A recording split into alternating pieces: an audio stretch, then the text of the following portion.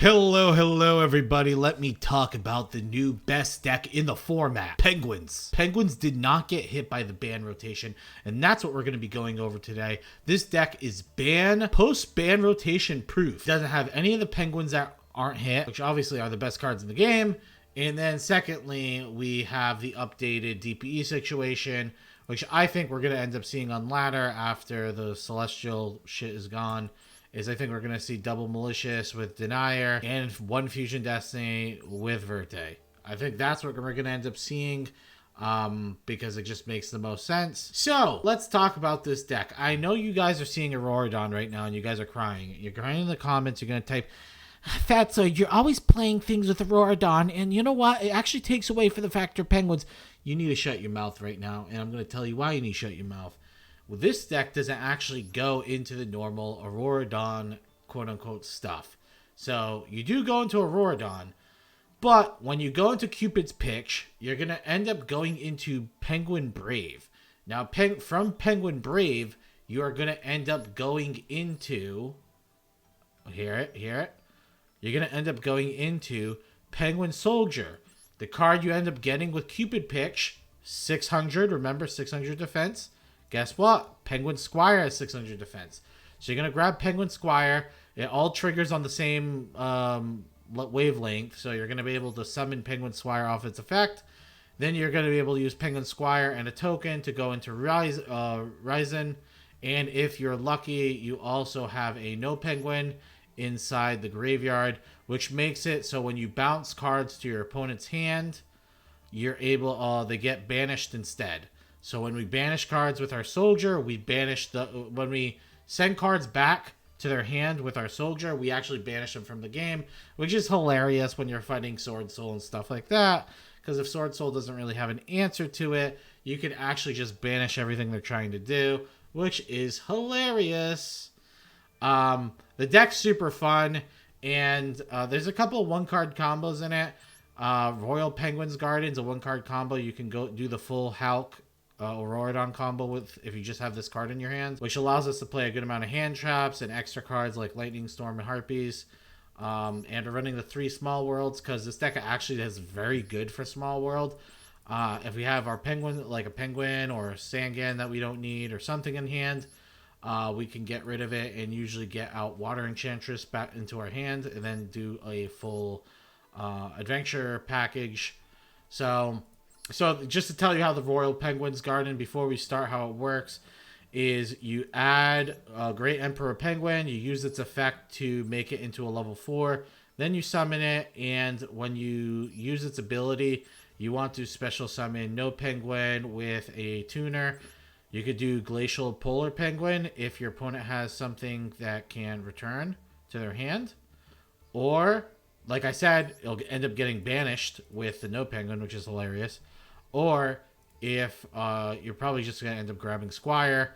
Right there, by the way, you can go into Hulk, obviously, which most of the time you will. But that also makes Adamantipator Ryzen. So, both pretty good cards. Now, let's get into the games, and then we could talk about how the deck performed. Alright? Alrighty, I hope you guys are ready for game 1, because it is a sucky one. Our hand's not too bad, but our opponent sets 5, and we're kind of screwed. So we draw that small world. Here we're just going to go Water Enchantress, trying to bait out any Ash that our opponent might have. I have a hair in my bottle. This beard produces so much hair. And our opponent activates Vanity's Emptiness. Can't wait to see that card get banned. Because remember, even though my deck list is post-ban list, my opponent's isn't. So you're going to see banned cards all the time. So we summon our Sangan. We're just going to start beating our opponent's ass with Sangans because it's funny. And since our opponent wants to be a cuck and use fucking Vanity's Emptiness, that's our only appropriate response. So at this point, I was hoping what he set was a Max C, but I was like, you know what? Let's see what it is. I had a high suspicion it was Ash, but in the off chance it was Max C and he was bluffing, I didn't want to lose the clock I had. The Sangan clock, pretty broken. So the funny thing is, I actually don't have anything in the deck that would actually go over the Ash Blossom, which was making me think I should put Nemesis in the deck, even though it kind of strays away from what we do. But Nemesis would let us get a Thunder Dragon out, which I think would probably be insane in the deck. Because if we naturally have Squire in hand, then we can still do full combo. Plus we can have a Thunder Dragon out, which is sick. Our opponent's finally getting ready to pull the trigger on it. He's playing Eldritch. Kind of obvious, right? Our opponent smells. He attacks with Celestial. The good thing is, I'm not going to have to worry about getting DPE'd at least, because there's no chance a guy plays like 2 Celestials in the deck, so. We draw the Fateful Adventure, and it gets popped immediately, and I'm kind of upset about this, because I was like, well, I really needed the Equip spell, because I had such a high suspicion he was going to skill drain me, so I'm like, well, okay, so I guess what we're going to be doing is trying to survive until we draw the equip spell, I guess. Then we summon the Water Enchantress with Crusadia. We're just going into Coral Dragon. And then we end up going into Baron. So if you guys are wondering why I went to Baron, and it probably sounds stupid, I wanted to get the draw, right? And I also, when his Eldritch goes to 2,500, unless he top decks another Eldritch, he's not going to have a way of going over Baron. And he already used Conquistador. The deck can only have one. So, not too many ways he can kill the Baron, other than using DPE, not DPE, Eldritch from the graveyard to make it 3,500. So, he goes into Vampire Sucker. Honestly, it probably would have been in his best interest to go into Vampire Sucker using Eldritch, and then he could have brought it back, but I don't know. He was playing a little odd. Maybe he didn't think of it. So, I will say, this top deck, I'm not even going to say it was super lucky, because my opponent had the most scumbag field possibly, so I need a little luck. Let's be honest. I don't have any of my Harpies or Lightning Storm, so I guess I'm the one that's unlucky here. So I Draco back, pop his shit. Baron de Fleur is going to be popping his back row. So this was actually huge. This was so big for me. We got rid of a Torrential Tribute. We end up adding Penguin Ninja, which is going to special summon Squire. And we're going to flip the Penguin Ninja. And we're going to use both of these to go into Anaconda. Now, if you're wondering why Penguin Ninja didn't work when I flipped it, it's because I used Red of a Mirror Seer. And technically, it's a normal summon, so it doesn't count. If you guys are wondering. That was actually something I wasn't 100% sure on either. And then I figured it out like this. It didn't really matter, though, because it didn't really matter if he had that back row card or not. It wouldn't have changed my plays too much. So here he's getting 2 Hook Heroes, which is super annoying. Because now he's going to have a way of getting rid of DPE, which is really annoying. So we're going to negate his Eldritch. And then we're going to pop. So this was actually a misplay. So the reason why it's a misplay is I should have just had him attack the attack here, and then I could have protected this card, because this card's actually more important than anything else. But in my mind, when I was doing this play, this is probably hindsight. In my mind, when I'm doing this play, I don't want DP going to the graveyard until this Eldritch is dead. Okay? So that's like part of the reason. But it's going to die anyway because of Fusion Destiny. So again, I should have just popped it. It was a pretty big goof on me. My opinion. Probably wasn't the biggest goof. But we're going to special summon Denier. And then he Torrential Tributes a board. Which I'm like, dude, you're at 1,300. He has a skill drain for one card and the elixir for another. And I just drew Royal Penguins. So I actually have game here. My opponent doesn't know this though. But this is the reason why we have game, is we go into Penguin Squire and that. And then we go to Adamantia's Horizon. So now we have a negate. So I'm going to actually negate this because it's going to force him to use skill drain. And if he uses, if I did not do this, by the way, if I did not negate here, I actually wouldn't have lethal because he would live with 200 life. So I had to do this. So you have, so the right play is to negate there, because then we just go over and we attack for 11, and boom, get fucked, Eldritch. Goblins Unite. All right, we're here for game 2, and remember how I told you about Sword Soul and saying that we can show him the business. Well, this game, my opponent's playing Sword Soul. Quick surprise. See, I actually really like this card because us discarding the Malicious Bane, the Malicious, is like not that big of a deal, right? We go into Halki. Oh man, I just seen a frog eat a fly right now. Kind of cool. Kind of wish I could show it, you know. Be pretty badass. I get distracted by the frogs over there so much. Alright, so we go into Cupid Pitch here. Cupid Pitch is going to let us go into our Penguin Brave. I love the fact that this card has an animation, right? I hope you guys do too. That is so good. It's so funny too. It's like, dude, there's so many good cards that don't have animations, and Penguin Brave has one. It's like, what the fuck? So you get our card that came out in 2002, and then we're going to summon our Squire, go into Dragonite, and that's our turn. We could have set this called, but I just didn't. I don't know. So we're going to negate that. It could go bad for us negating it, but, once we see our opponents fucking playing Sword Soul. Now, nobody's going to know how Penguin Brave interacts with anything, right? Because it's like such a niche card, and not many people probably played against it. He activates Ecclesia against it, which is so funny. Because now my Penguin Soldier gets to banish, and now he can't even use the Long Yon in his hand. Because he has no other worms. He's probably banking that I would return these and then he could summon the Long Yon. Nope. Gets banished. Welcome to the real world. We go into Access Code Talker because they didn't deal with our card. They Solemn Strike it.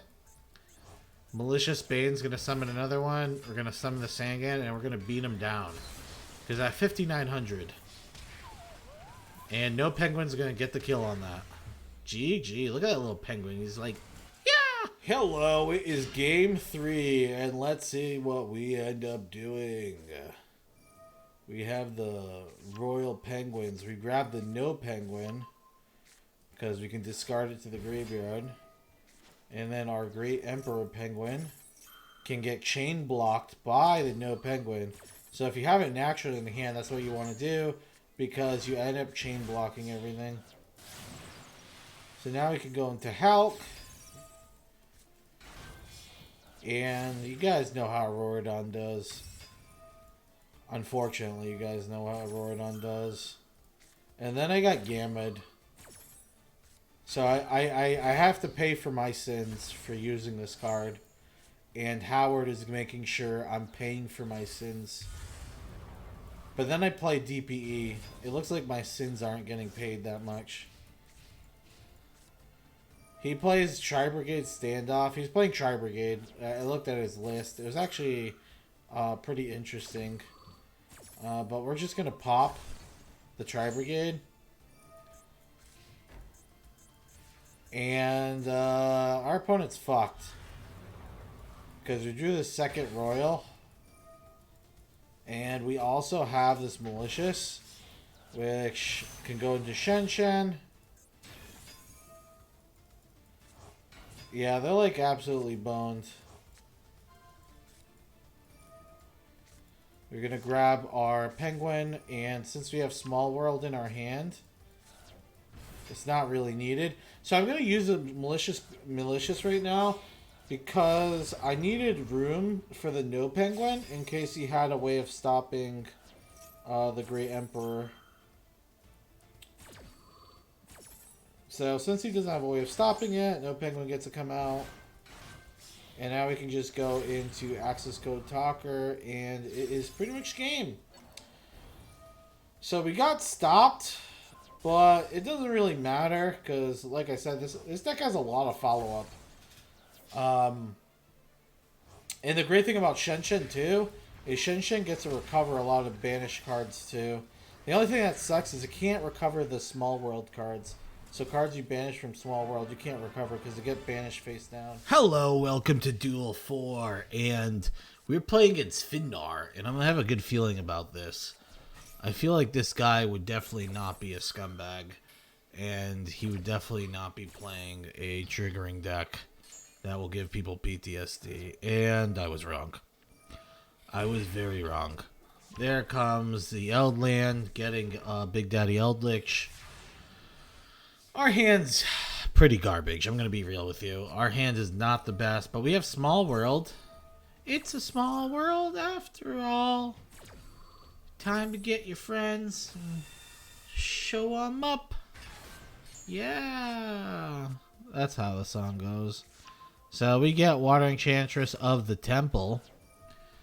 The Temple is getting this Royal Rare right because we're balling, I guess.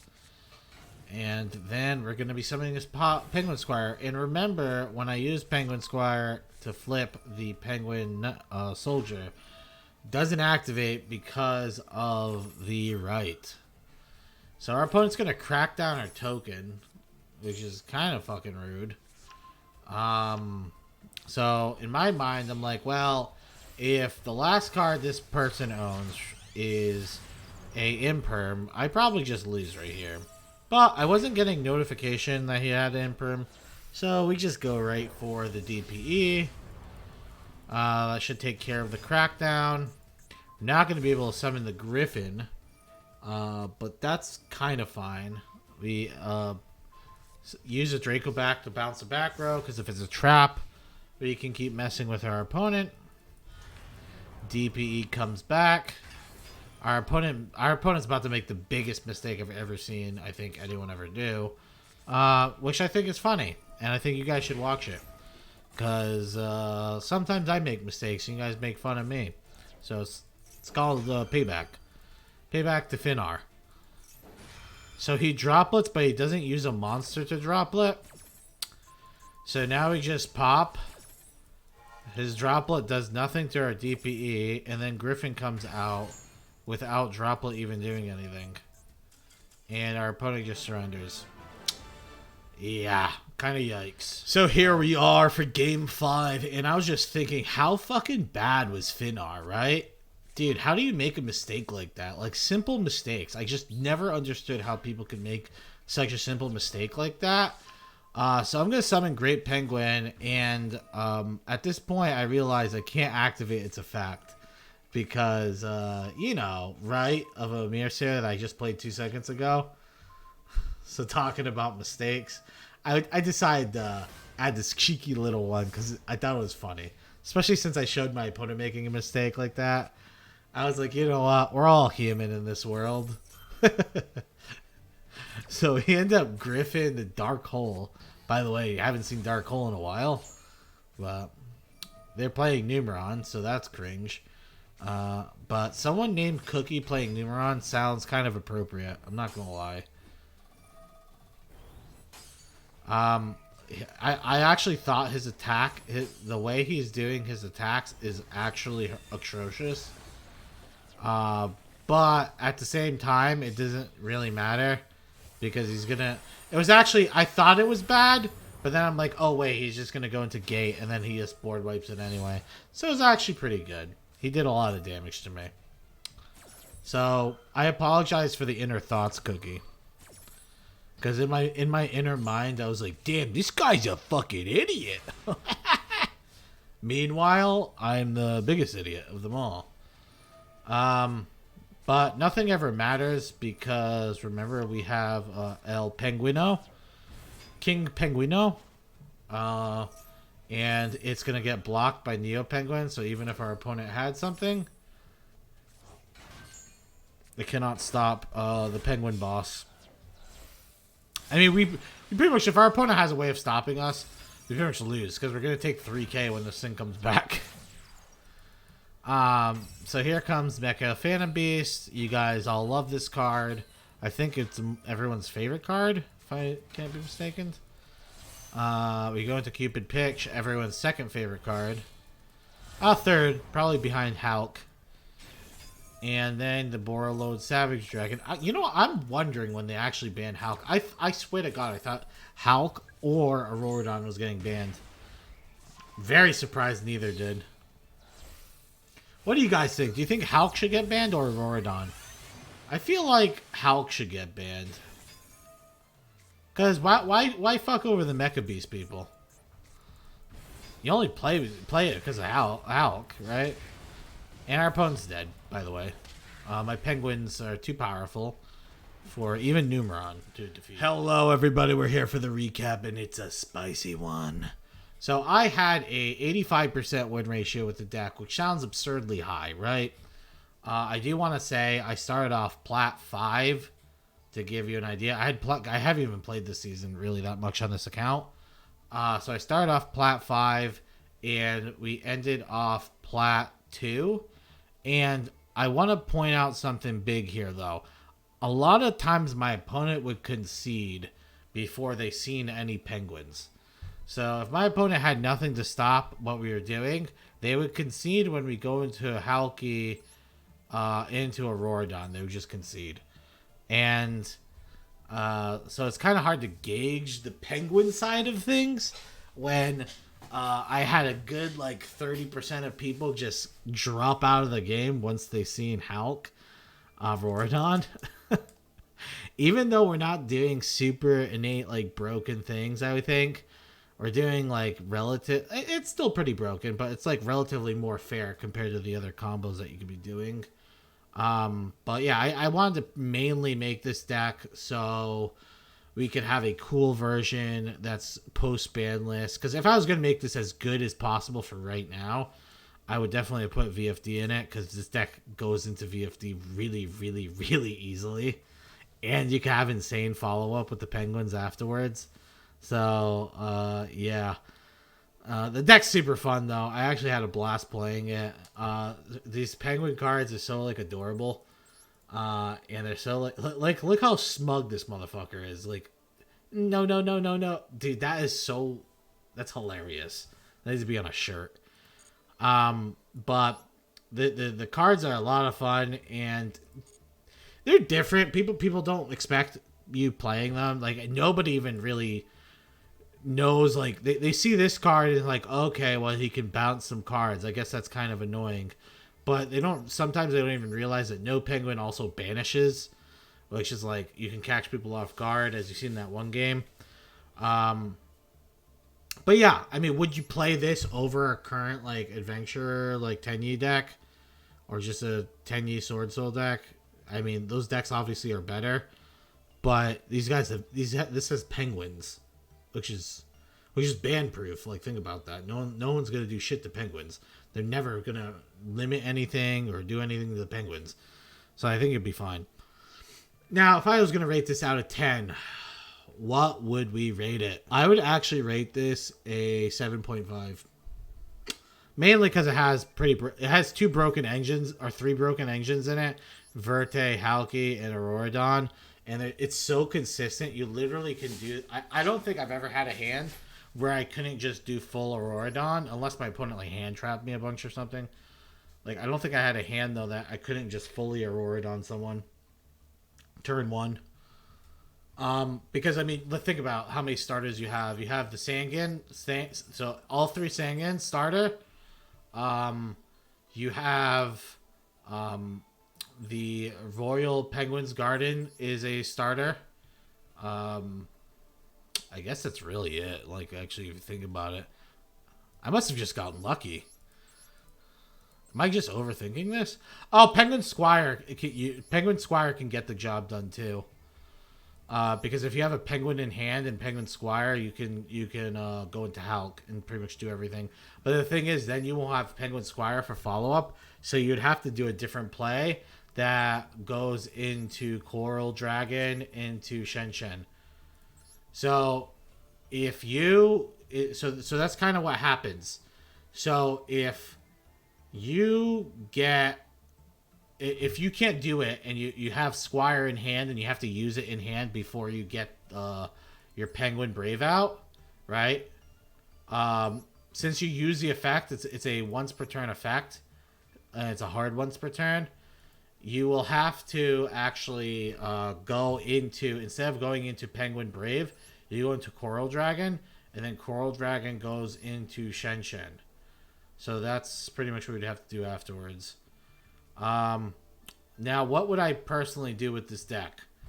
If I had to fix it a little, I actually think adding a Nemesis Corridor. So if you guys don't know what that is, apparently I don't either. Am I just misspelling it horribly? How am I... Here it is. I was spelling it horribly. Jesus. I'm not even going to edit that out. You guys can understand. So if you add one of these, which is fetchable through Cupid Pitch, it could also give you a line to go into... I mean, if you guys ever played against this combo, you understand this. You can go into this. So I think that would actually probably make the most sense. I think adding in a Nemesis Corridor into the deck and maybe taking out either Omega or Draco Berserker, like one of these ultra rares, I actually think would make the deck a lot better.